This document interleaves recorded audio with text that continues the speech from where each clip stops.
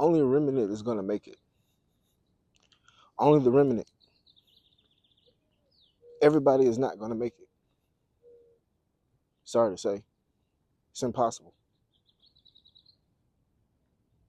It's impossible for every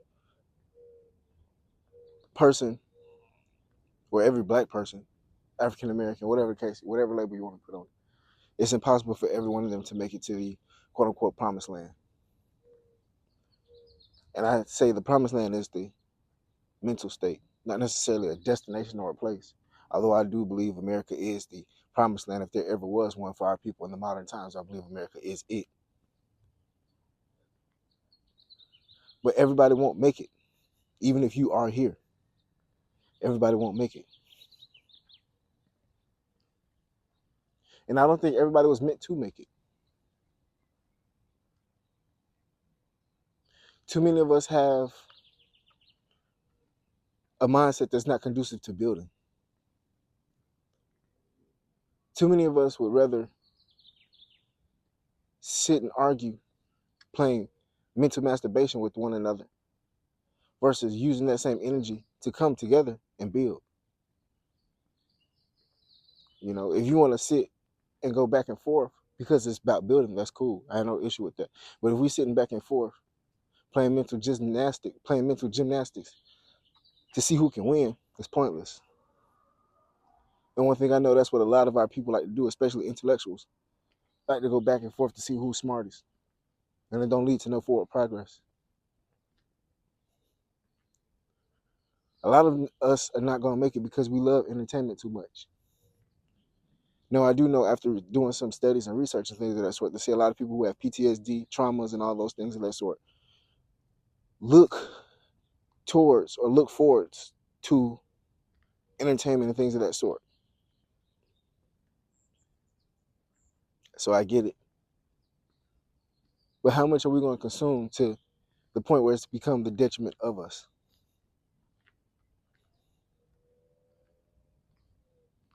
If you see the landscape of this country, right, where everything is heading, they always say when America has the cold, black people got the flu. So what you think we got right now?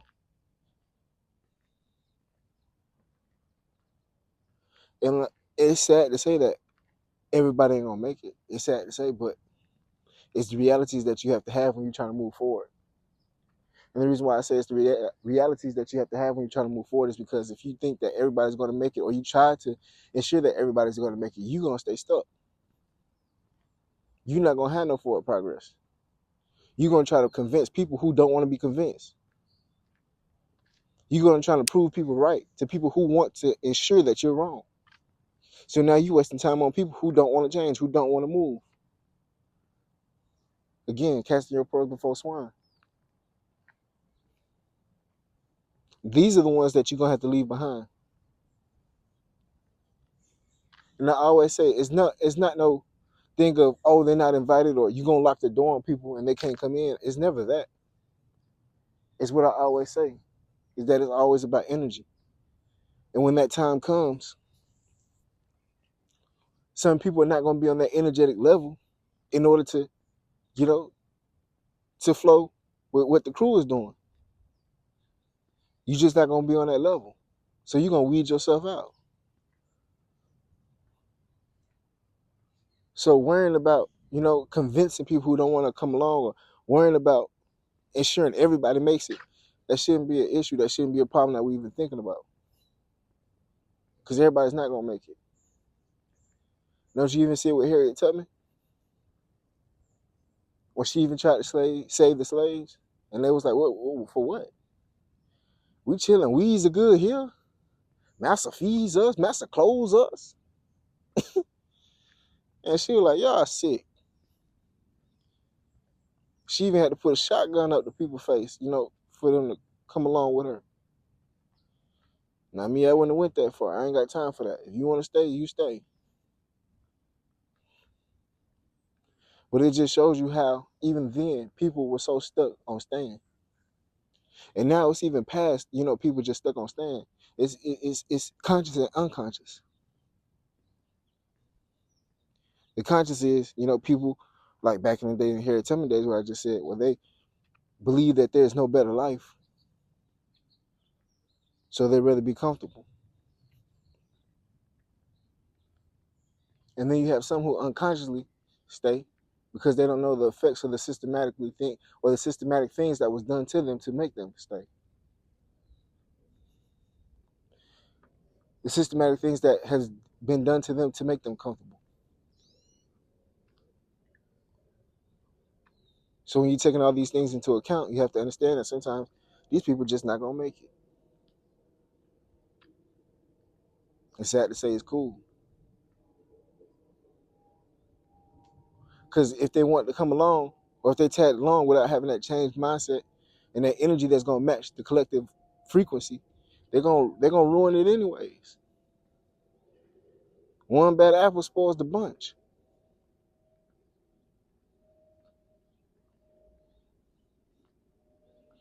And this goes for a lot of things, but I'm just specifically talking about the black community and things, right? It's just like you find some new information, you trying to teach these people, you try to do this, and I'm talking about individuals. You know, you might read a book or you might watch a video or something like that. You try to teach your folk, you try to teach your people, and they got closed ears. They don't want to hear it. You got to turn around and say, okay, well, you got to take the energy and pour it back in yourself because these people might not make it. Your mama might not make it. Your daddy might not make it. Your girlfriend, your wife, your sister, your brother, your cousin, they all might not make it.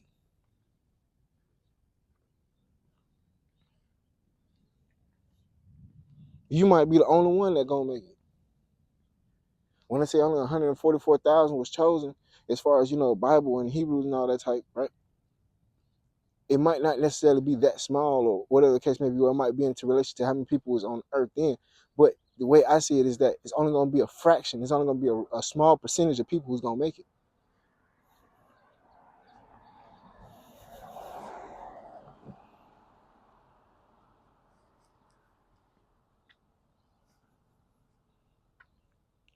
It's only going to be that. And to add another thing into the mix is that you have to be connected to God to even make it. You got to have that open ear. And how many of us are really connected and rooted with God to have an open ear? Just because you go to church don't mean that. Just because you read the Bible don't mean that. Just because you say hallelujah don't mean that. And just because you pray don't mean that. I'm talking about a real relationship with God, a real relationship with the Most High.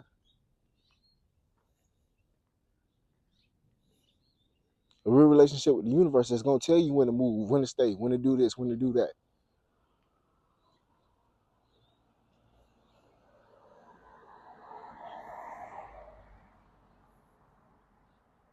Like I said, a lot of us are so comfortable and like rooted in God that God might tell you to get up and pack it up and move, but you so comfortable in the place that you in, you ain't going to move.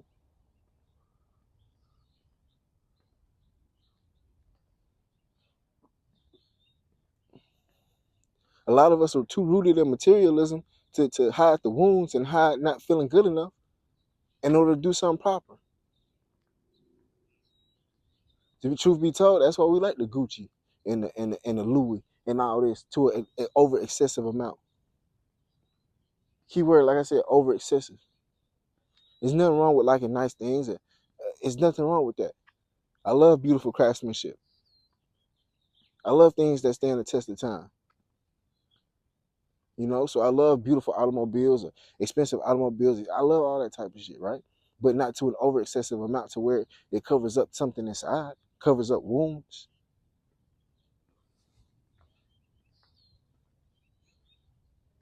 But yet, too many of our people do that. Too many of our people buy all this luxury shit to cover up the wounds, to make you feel better, to make you feel good. And that's what we built our self-confidence on. We built our self-confidence on that we can go buy new Benz. We built our self-confidence on that we can go spend 5, 10, 15 at the Louis store.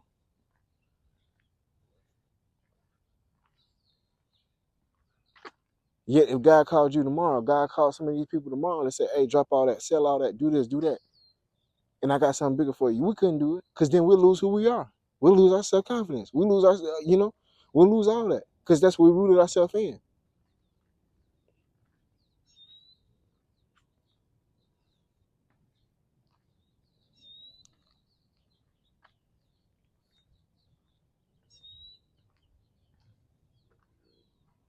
Those are the same people that's comfortable on the plantation and actually trying to get off and make something for yourself.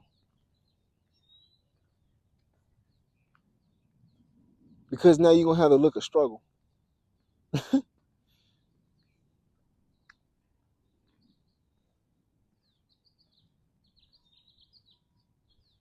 Like I said, black people, a lot of us is not going to make it.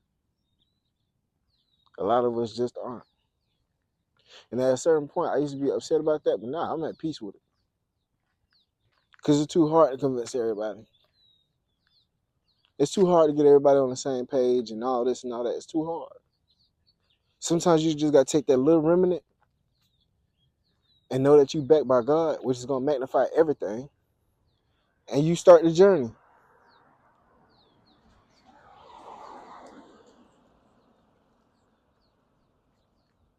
And then when you start the journey, people will see.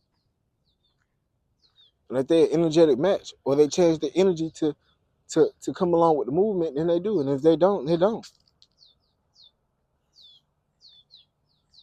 Again, we can't save you. I know what Pat said. Don't save it because you don't want to be saved.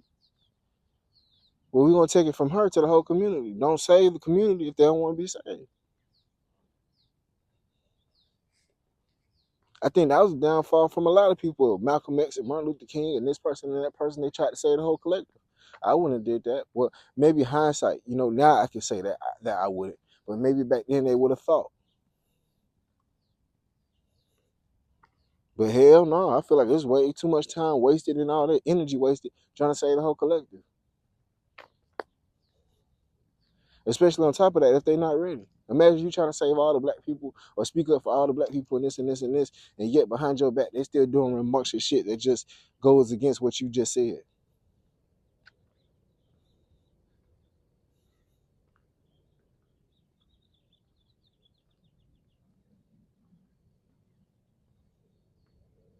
So the ones who's going to make it, we eventually going to separate ourselves. Because we're going to eventually see that it's more for us to accomplish, it's more for us to do. We're going to see that we different. And to me, those are the real chosen ones. As far as, talking about the biblical sense and the ones who are supposed to be saved and into the promised land. All that. To me, those are the ones who separate themselves at a certain point in time from the actual black community. Those are the ones I believe are the ones who's going to make it. Those are the ones I believe is the ones that, the Bible and these scriptures and things of that sort was always talking about. The ones who separated themselves. Because truth be told, to say that you were part of the black community is not a flex. Again, saying that you're part of the black community and all this and all that, right now, currently, in the condition that we're in, is not a flex. Like I said before, what infrastructures, what have we done, what do we do for people to respect us in totality as a community?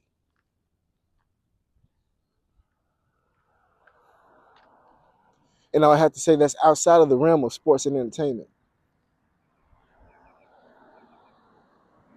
Because if there's anything that they look at us for, is those two things, sports and entertainment. So we have to take that out of the equation. What outside of that equation do we do or have we done for people to respect us as a community?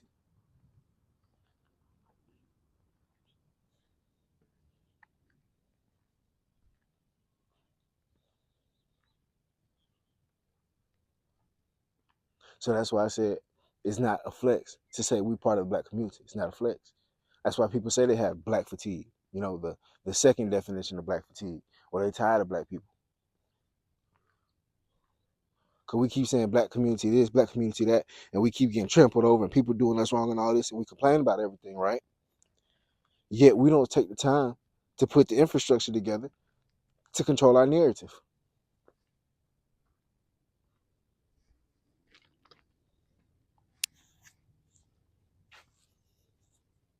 That's why we are in the positions that we're in, because we don't control our narrative.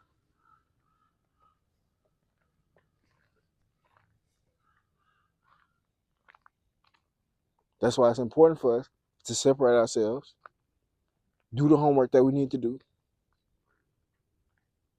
start building ourselves up, and then come back. We got to take a time out. We got to take a break.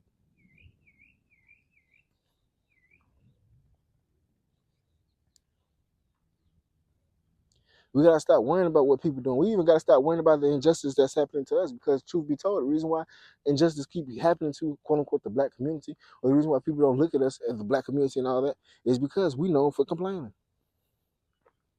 And if we want somebody to respect us, we have to give them something to respect. If we want the government to respect us, if we want the government to pass laws for us and all this, we have to have the infrastructure. Why do you think the Asians were able to have that same type of backing from the government during that Asian race hate? Why do you think? Because they had the actual infrastructure to move that. They had people in political positions. They have people in government positions. They have money to back them. They put money into the economy.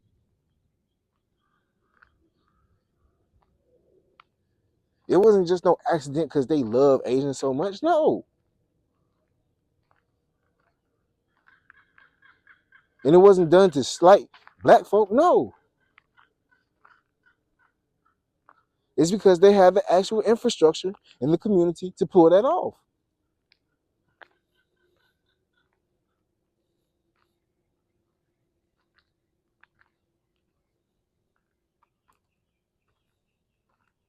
And that's what I'm saying for us. And people want to say, "Oh, I look up to the white man," or I look. No, you crazy? Not saying there's nothing wrong. There's nothing wrong with that. What I'm saying is, for you to say that I look at somebody in power and see how they move and how we can adapt to certain things in order to move us forward. If you use that as a tactic to say, "Oh, I look up," shut up. Simply put, just shut up.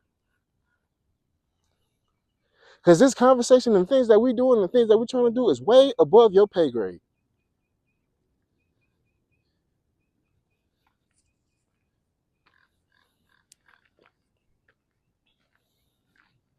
Way above your pay grade.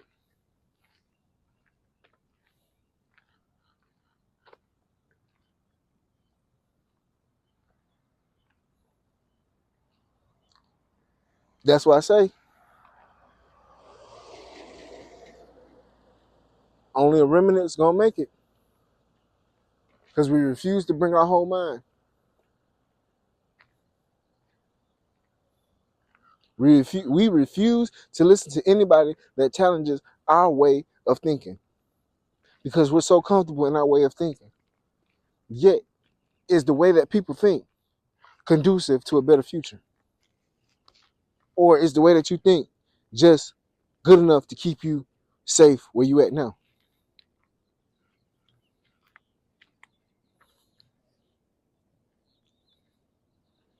Another reason why a lot of us is not gonna make it because they still think that we slaves. They still think systematic oppression and all this and all this and all this still, has effect on us. In some communities, yes. Some communities, no. But then again, I don't even want to even, in my firm belief, I say no. But even if it does happen in certain communities and things of that sort, what my belief is that as long as you think the chains are still on you, the chains are on you.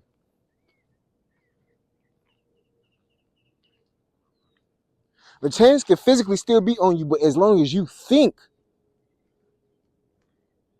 that those chains are on you, those chains are on you. Part of what Jay-Z said, what he said in that song, lock my body, can't lock my mind, easily explains why we adapt to crime. So you got to put that into the same sense like this. You can lock our bodies. You can try to enslave us. You can try to do this to our communities. You can try to do this, do this, do this. But you can't lock our mind. How we think, the things that we're trying to put together, you can't stop that. And that's going to be easily how we adapt to the new changes of this world in order for us to move forward.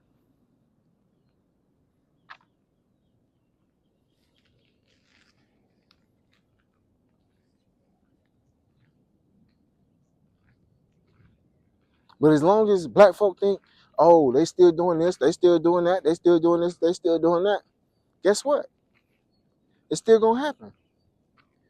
That's the greatest trick, is to allow someone to think that they're still a slave.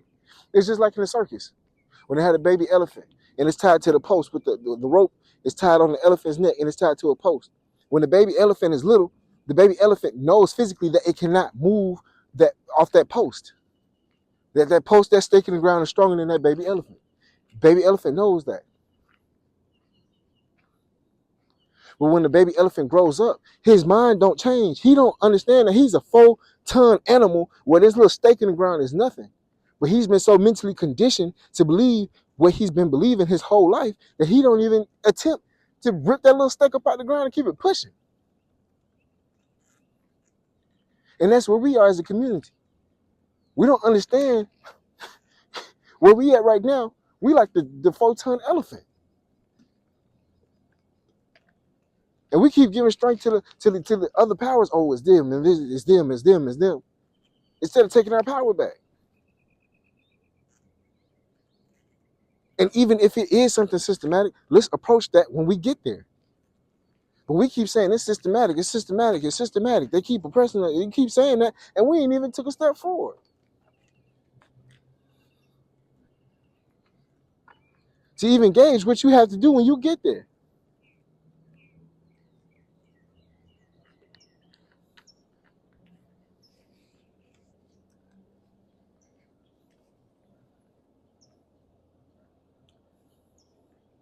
To the point where when we get up off the couch and take a step forward, you don't even know that it might not even be no challenges. It might not even be much for us to overcome. It may not even be that many obstacles in our way that we perceived was going to be in our way.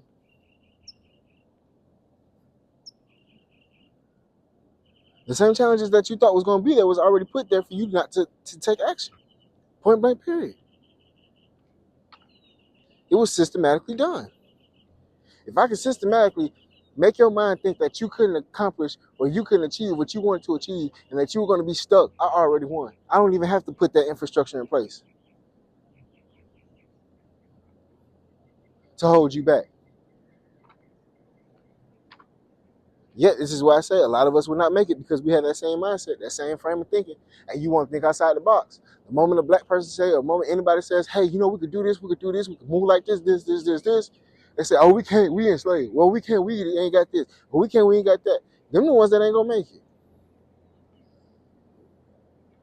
Because you didn't even take the time out to even see if you could.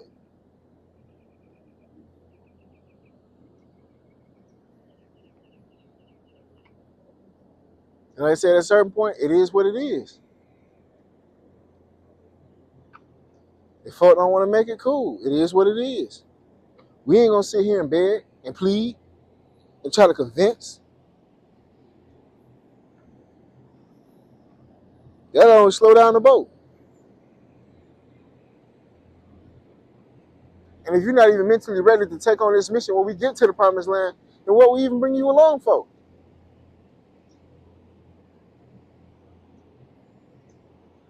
Huh? What's the point?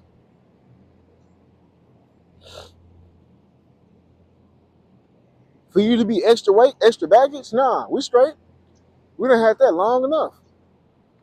That's the same weight and extra baggage that we have now that's bringing down the black community, that's making us look bad.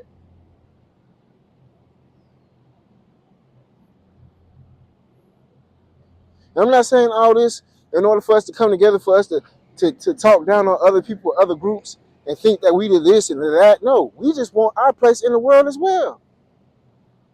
We just want a piece of the apple pie like everybody else eating. We just don't want people's first thoughts and reactions when they see us, oh, that's a nigga. That's all. I'm not saying we got to be Grand Poobah of the world and everybody got to bow down to our feet and kiss our feet. And all. I'm not saying all that because I think a lot of that is sickening anyways. If people going to do that, people going to do that. But we shouldn't put ourselves in that position or even mental framework to even want that type of shit. We should just want to be respected by everybody. Just the same way this man, or this community, and this community is respected and looked at in a different light. That's how we want for us. When I come around, we come around, just know we about business. Know that we can put something together. Know that we got infrastructure. Know that we got community. Know that we got respect. Know that we got family. And now we just a bunch of niggas who might steal some shit, might cuss you out, might fight you, ain't got rules. Ain't got manners. All the stereotypes that they want to put on us. That's all I'm saying. We just want a piece of the pie too.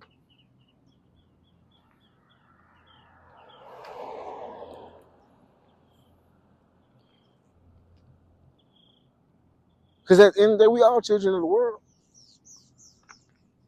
We want to contribute too. We want to show that we're knowledgeable and intellectual.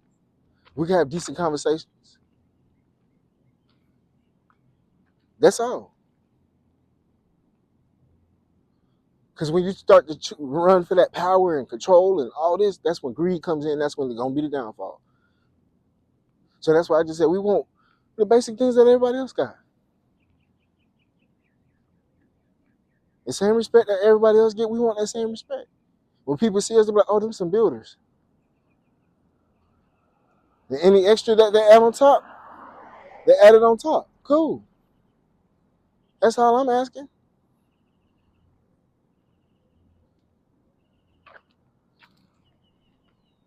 Like I said, a lot of us is just not gonna make it. It is what it is. It is what it is. Sad to say, but it's the truth. Anyway, let me know how y'all feel about this. It's your favorite cousin Rich. Y'all be safe out there. Love and blessings.